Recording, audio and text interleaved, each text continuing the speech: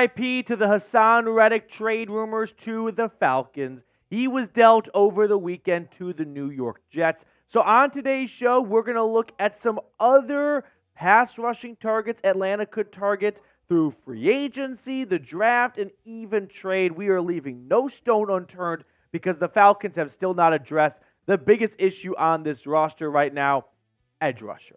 Now, personally, I would have done that trade. We proposed a very similar trade on the channel. It was a third-round pick going to Philadelphia. We did a 2024 third-round pick compared to a 2026 conditional third. So in the same ballpark, in the same neighborhood, and I'm not really sure why Atlanta was not a little bit more in on Haason Reddick. I think he is one of the best pass rushers. He would have been a huge lift to that department on this team. And their top two sack leaders from last season are not on this roster right now. So there is a lot of work for Terry Fontenot and Raheem to get done when it comes to the most important position on that side of the football. So what do you guys think? Should the Falcons have traded for Haason Reddick? Before we look at free agent, draft, and trade targets at that spot, I do want to know what your thoughts are on whether or not Atlanta should have made a similar trade just like that. I don't think that the Eagles were dying to trade him only to the Jets, so I don't see why Atlanta could not have called and said, we'll make the same offer that New York made, but we'll make it a 2025 pick. That way you get that pick 1 year sooner, and you do not have to wait because just like in the market, cash now is better than cash later. Now let's remind everyone what Atlanta's very ferocious front five looks like right now, with Arnold Ebiketie and Lorenzo Carter as your two starting outside linebackers, and then D'Angelo Malone coming off. It's not a very good unit. Let's just not beat around the bush here, okay? I think Zach Harrison showed some really good signs at the end of last year to be optimistic about 2024. David Onyemata continued to play at a high level like he did in New Orleans. Grady Jarrett is Grady Jarrett. He's a Pro Bowl defensive tackle. He's the best player on this defensive line, but he is a little bit older, and he's coming off a torn ACL. So there may be a little bit of wear and tear going on with Mr. Jarrett. And you look at the edge rusher unit, like outside linebacker specific. I mean, last year the best guy was Arnold Ebiketie, who was entering year two after being a second-round pick. And look, he showed some really good steps forward in that season. Got up to 6 sacks, 3 tackles for loss, 25 tackles. But I definitely didn't come out of 2023 thinking, now that's a guy that can be a team's number one pass rusher. No, I think he's got the ceiling of being a good Robin to a Batman. Atlanta is still looking for a Batman. So how about in free agency? Let's check out the edge rushers available on the open market.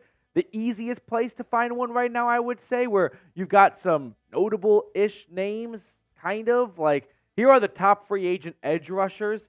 Emmanuel Ogbah was released by the Dolphins earlier after he had some good seasons in South Beach and then got paid and then really went downhill after that. Yannick Ngakoue was quite the story last offseason, but he did not produce much for the Bears this past year. You got Bud Dupree still on the market. Kyle Van Noy, he put together a really good season for the Ravens, but I feel like whenever you get older edge rushers who go to Baltimore, whether it's Van Noy, whether it's Jadeveon Clowney, it only works in Baltimore. That magic does not carry with them to their next stop. We always see edge rushers produce well in Baltimore, get paid elsewhere, and then regress, and then end up going back to the Ravens to hit the fountain of youth one more time. Randy Gregory could be a really cheap option. Listen, there's just not a lot of good players left. I don't know how else to say this. I think if you look at these 10 free agents, the top 4, I would say, would be Mike Dana, Bud Dupree, Kyle Van Noy, Yannick Ngakoue. I would be hard-pressed to believe any of them could come in here and really do the job of a number one edge rusher. Another name that could be out there to keep an eye on is Carl Lawson. Now, 2 years ago with the Jets, he had 7 sacks, 1 forced fumble. This past year with New York, he did not produce anything at all. He played a third of the season, got injured. We didn't see him after that. But maybe if Atlanta feels like they can get back to that 2022 version of himself, 7 sacks. I mean, you're not going to find a great option in April on the free agent market. All the top players are gone at this point, so beggars can't be choosers pretty much. If I had to pick one, I would go with Bud Dupree because it felt like he did take a step back in the right direction in his career after going in the wrong direction when he got paid by the Tennessee Titans. So maybe running it back with Dupree on another 1-year cheap contract is the way to go. He's got familiarity with the team, the city, the locker room, so it'd be a much easier plug and play and less of an adjustment compared to some other free agent options out there. And I mean, if it really comes down to which one's got the experience with the Falcons, Bud Dupree or Yannick Ngakoue, I'm inclined to go with Bud Dupree because they're not really that different of players anymore. I mean, maybe Ngakoue just needs to get out of Chicago after he had some really good seasons before getting to the Bears, and then last year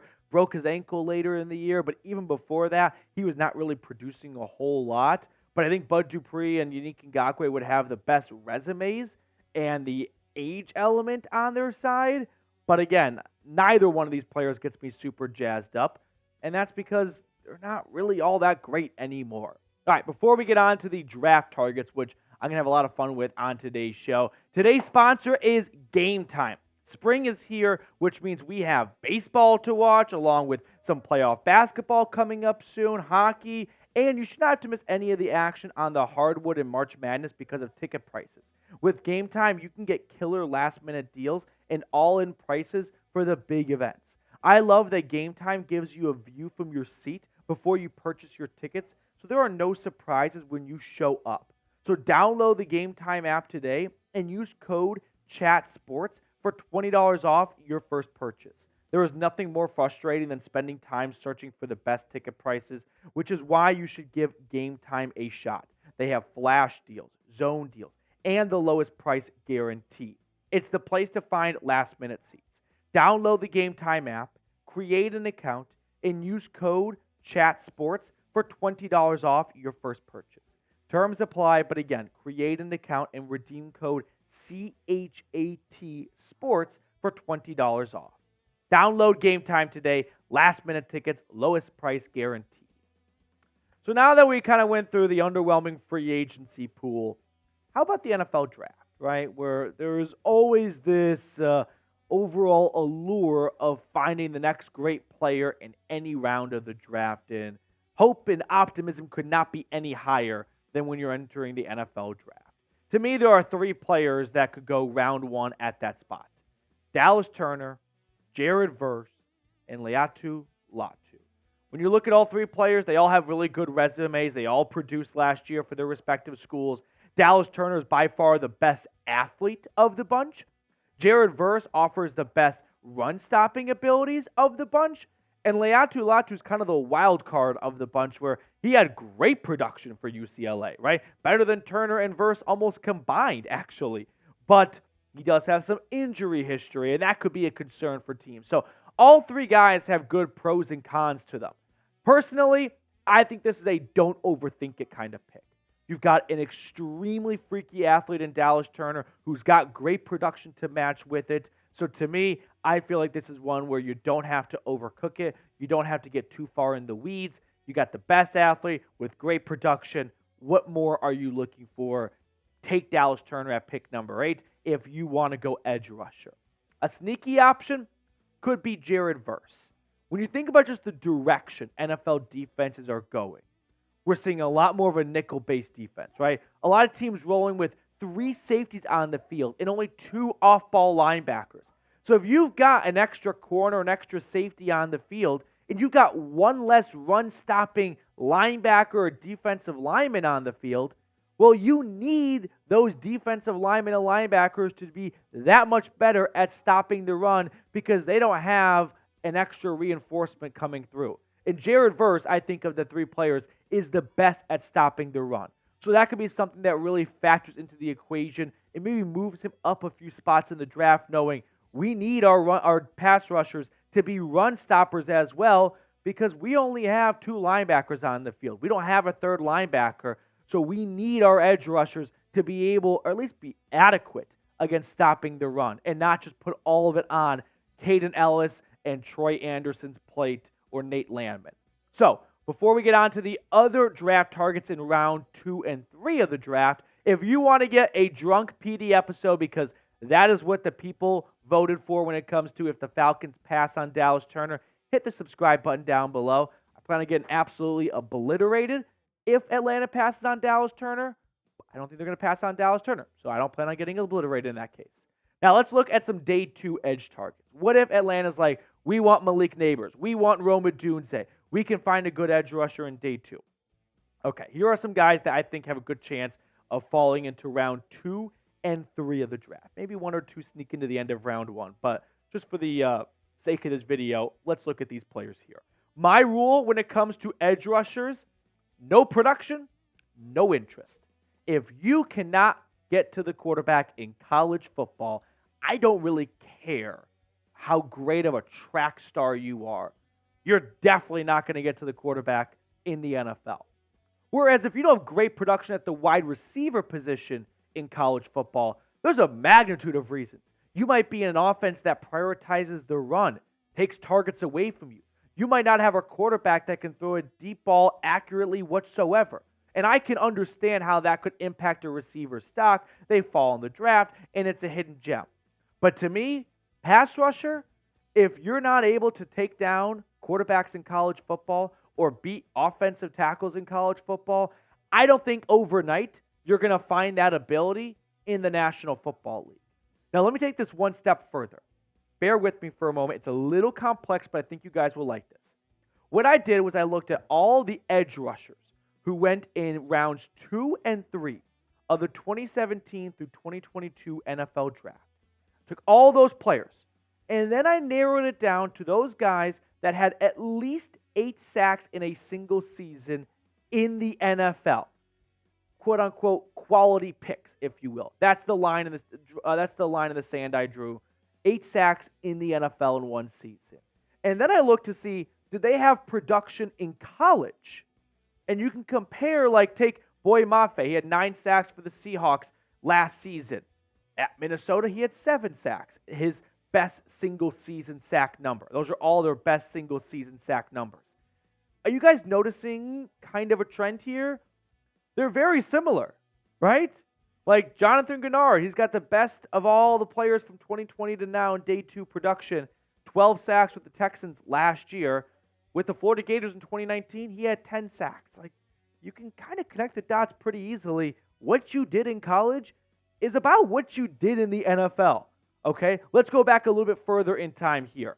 Darrell Taylor, he had 8.5 sacks in a single season for Tennessee before being drafted in 2019. His best single season sack production for the Seahawks, 9.5 sacks. Alex Highsmith, outside linebacker for the Steelers, 2020 draft pick by Pittsburgh. In 2019, what did he do for the Charlotte 49ers? 15 sacks. So we are noticing that what you did in college is a pretty good baseline for what you can expect in the NFL. I mean, it's not an exact science, but I do think at the edge rusher position, the production and the stats you see in college has a higher correlation to what they do in the NFL than quarterback, running back, or wide receiver, because all those spots are much more dependent on other people. Edge rusher, defensive end, outside linebacker, it's a lot more cut and dry. Beat the man in front of you, right? Whereas other positions, there's a lot more influence in how productive and what your stats might look like in the college ranks.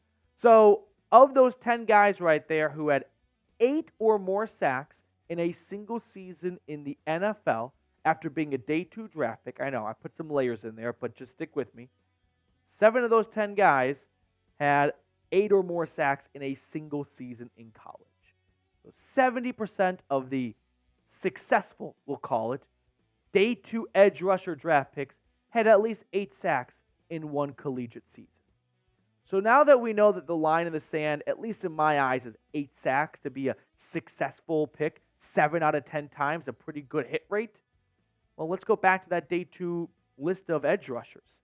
We can start crossing off guys that, sure, they might have some great athletic traits. They might be super fast. They might be tall, great wingspan, excellent size, length, weight, all that good stuff. If you're not getting to the quarterback in college, I don't think you're going to wake up in the NFL and do it. So we can rule out guys from like Western Michigan, Marshawn Kneeland, Chop Robinson, a really highly touted player out of Penn State. Great track star. Don't think it's going to translate to the NFL. Cross him and his Penn State teammate Isaac off the list as well. But we can also highlight some of the guys that have made great strides in college football, right? Mohamed Kamara, Jonah Elliss, Darius Robinson.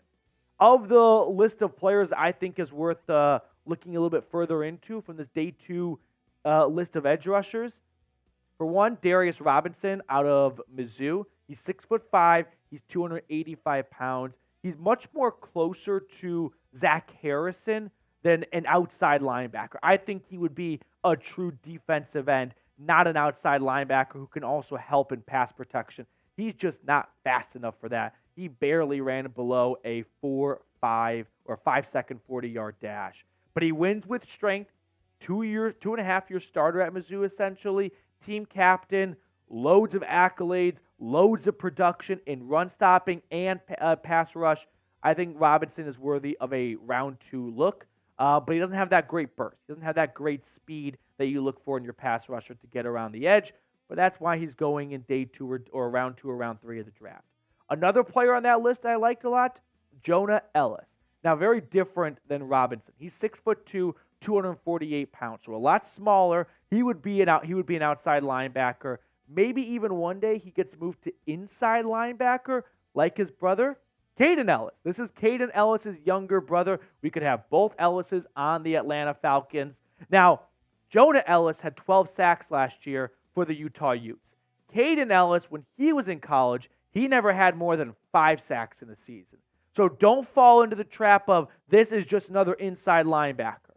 One had 7 more sacks in their final season in college. I think Kaden Elliss showed us last year he can get to the quarterback. And in day 2 of the draft, this could be a guy Atlanta looks at because unlike Robinson, he dominates with his speed. He's got this Euro step that drafters are drooling over.